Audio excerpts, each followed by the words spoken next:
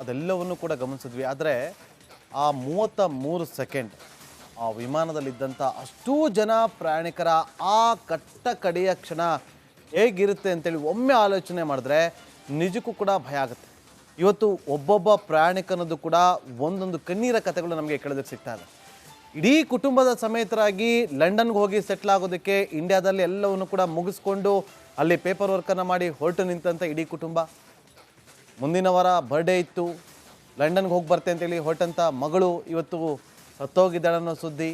ಅದರ ಜೊತೆಲಿ ಪ್ರಮುಖವಾದಂಥ ವಿಚಾರ ಅಂತಂದರೆ ಆ ಪೈಲಟ್ 8,000 ಗಂಟೆಗಳಷ್ಟು ಪ್ರಯಾಣವನ್ನು ಮಾಡಿದಂಥವ್ರು, ಫ್ಲೈಯನ್ನು ಮಾಡಿದಂಥವ್ರು, ಇವತ್ತು ಅಷ್ಟು ಅನುಭವ ಇರುವಂಥವ್ರು ಕಟ್ಟ ಕಡೆದಾಗಿ ತನ್ನ ತಂದೆಗೆ ಫೋನ್ ಮಾಡಿ ಲಂಡನ್ಗೆ ಹೋಗಿ ನಾನು ನಿಮಗೆ ಮತ್ತೆ ವಾಪಸ್ ಕಾಲ್ ಮಾಡ್ತೀನಿ ಅಂತ ಹೇಳಿದವರು ಪೈಲಟ್ ಸಾವಿನ ವಿಚಾರ. ಇದೆಲ್ಲವನ್ನು ಕೂಡ ನೋಡಿದಾಗ ನಿಜಕ್ಕೂ ಕೂಡ ಭಯ ಆಗುತ್ತೆ ಆ ಕ್ಷಣವನ್ನು ನೆನೆಸ್ಕೊಂಡಾಗ. ಈಗ ನನಗೆ ಉದ್ಭವ ಆಗ್ತಿರುವಂಥ ಪ್ರಶ್ನೆ ಮೋಹನ್ ಚಿತ್ತಲೆ ಅವರೇ, 33 ಸೆಕೆಂಡ್ ಅಷ್ಟೇ ಆಗಿತ್ತು ಟೇಕ್ ಆಫ್ ಆಗಿ.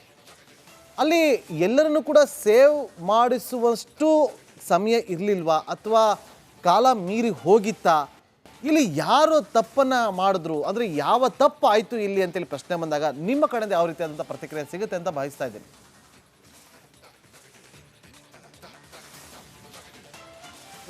ಸರ್ ನಮಸ್ಕಾರ. ನಾನು ಕಳೆದ ಅರ್ಧ ಗಂಟೆಯಿಂದ 3 ಪ್ಯಾನಲಿಸ್ಟ್ನ ವಿವರವಾಗಿ ನಾನು ಕೇಳಿದೆ. ಡ್ರೀಮ್ ಲೈನ್, ವಂಡರ್ಫುಲ್, ಸೂಪರ್ ಎಲ್ಲನೂ ಕೇಳಿದೆ. ಆಮೇಲೆ ಟ್ವಿನ್ ಇಂಜಿನು, ಬರ್ಡ್ ಹಿಟ್ಟು ಅದನ್ನು ಕೇಳಿದೆ. ಆಮೇಲೆ ಫ್ಯೂಯಲ್ಲು, ಆಮೇಲೆ ಇಲೆಕ್ಟ್ರಿಸಿಟಿ ಅದನ್ನು ಕೇಳಿದೆ. ಈ 3 ಪ್ಯಾನಲಿಸ್ಟನ್ನ ಮಾತನ್ನು ಕೇಳಿದ ಮೇಲೆ ಆಮೇಲೆ ನಿನ್ನೆ ಸಂಜೆಯಿಂದನೂ ಕೂಡ ನಾನು ರಿಪಬ್ಲಿಕ್ ಕನ್ನಡದಲ್ಲಿ ಕಂಟಿನ್ಯೂಸ್ ಆಗಿ ಇವತ್ತು ಬೆಳಗಿಂದ ಈ ರಾತ್ರಿವರೆಗೆ ಬರ್ತೀನಿ. ಸರ್, ಸಬೋಟೇಜ್ ಆ್ಯಂಗಲ್ ಯಾರೂ ಕೂಡ ಮಾತಾಡ್ಲಿಕ್ಕೆ ರೆಡಿ ಇಲ್ಲ, ಆದರೆ ನಾನು ಮಾತಾಡ್ತೀನಿ. ನೋಡಿ ಸರ್, ಈ ಏರ್ಕ್ರಾಫ್ಟ್ನಲ್ಲಿ ಏನೂ ಮಿಸ್ಟೇಕ್ ಇದ್ದಿದ್ದಿಲ್ಲ. It is A cash flow war.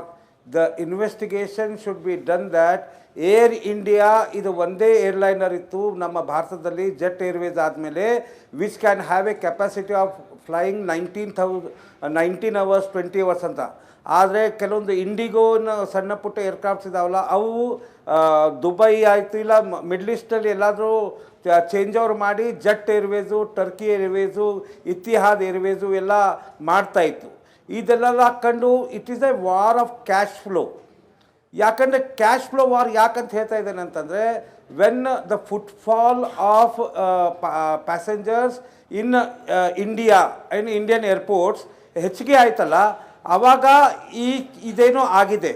ಒಂದನೇದು.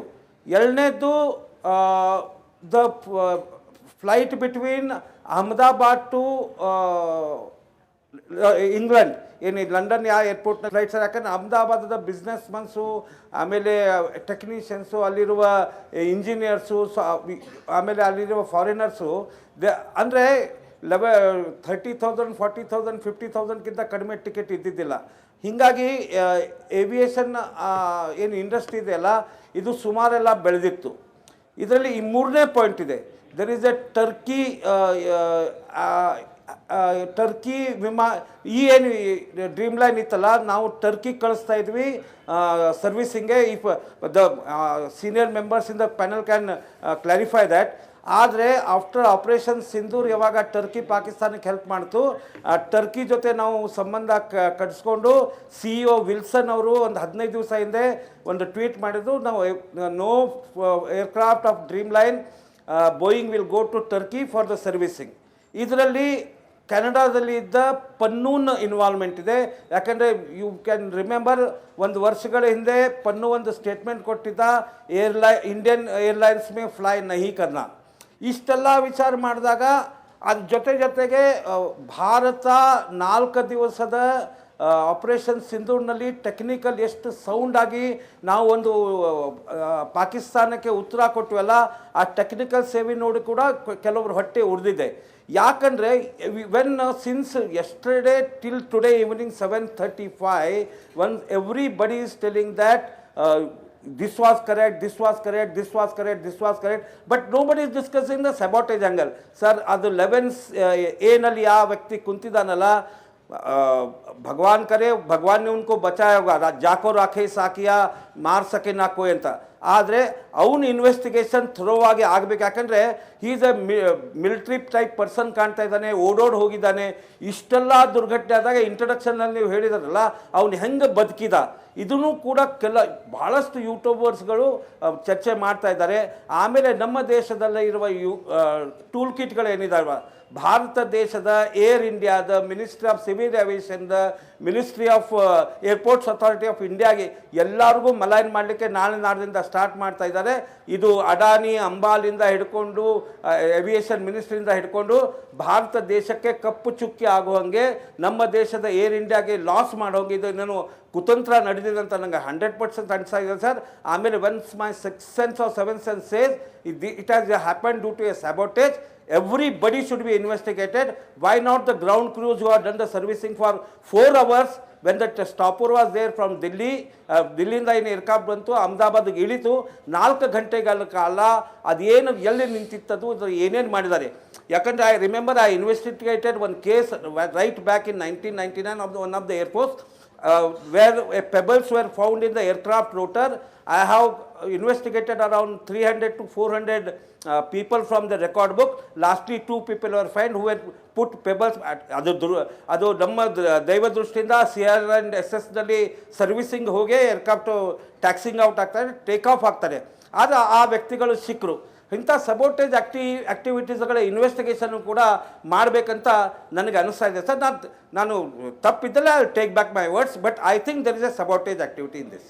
ಓಕೆ, ಎಸ್, ಈಗ ಗಿರೀಶ್ ಲಿಂಗಣ್ಣ ಅವರು ನನಗೆ ಇಂಪಾರ್ಟೆಂಟ್ ವಿಚಾರ ನಿಮ್ಮ ಜೊತೆ ಮಾತಾಡಬೇಕಾಗಿದೆ. ಈಗ ಬಹಳ ಪ್ರಮುಖವಾಗಿ ಬ್ಲ್ಯಾಕ್ ಬಾಕ್ಸ್ ಎನ್ನುವಂಥದ್ದು ಇಂಪಾರ್ಟೆಂಟ್ ವಸ್ತು ಆಗಿದೆ ವಿಮಾನ ಪತನ ಆದಂಥ ಸಂದರ್ಭದಲ್ಲಿ. ಓಕೆ ಫೈನ್, ಈಗ ಈ ಡಿಕ್ಕಿ ಆಯಿತು ಸಿಗುತ್ತೆ, ಅಥವಾ ಮಂಗಳೂರಲ್ಲಾದಂಥ ಸಂದರ್ಭ ಬ್ಲ್ಯಾಕ್ ಬಾಕ್ಸ್ ಸಿಕ್ತು. ಆದರೆ ಈ ಟ್ರಯಾಂಗಲ್ಗಳಲ್ಲೆಲ್ಲ ವಿಮಾನ ಪತನ ಆದಂಥ ಸಂದರ್ಭದಲ್ಲಿ ಬ್ಲ್ಯಾಕ್ ಬಾಕ್ಸ್ ಇರೋದಿಲ್ಲ. ಬ್ಲ್ಯಾಕ್ ಬಾಕ್ಸೇ ಮೇಯ್ನ್ ತನಿಖೆಗೆ, ಅಥವಾ ಅಲ್ಲಿ ಏನಾಯಿತು ಅವ್ರ ಪೈಲಟ್ಗಳು ಮಾತಾಡಿದ್ದು ಅದೆಲ್ಲ ಸಿಗ್ತಾ ಇರುವಂಥದ್ದು. ಅಲ್ಲಿ ಆದಂಥ ಸಂದರ್ಭದಲ್ಲಿ ಎಷ್ಟು ತನಿಖೆಗೆ ಇಲ್ಲಿ ಕಷ್ಟ ಆಗ್ಬೋದು, ಮತ್ತು ಅಲ್ಲಿ ಯಾವ ರೀತಿಯಾಗಿ ಡಿಕೋಡ್ ಮಾಡ್ತಾರೆ ಅಂತ. ಅಲ್ಲ, ಈ ಬ್ಲ್ಯಾಕ್ ಬಾಕ್ಸ್ ಅನ್ನೋದು ಯೂಶಲಿ ಟೈಲಲ್ಲಿರುತ್ತೆ.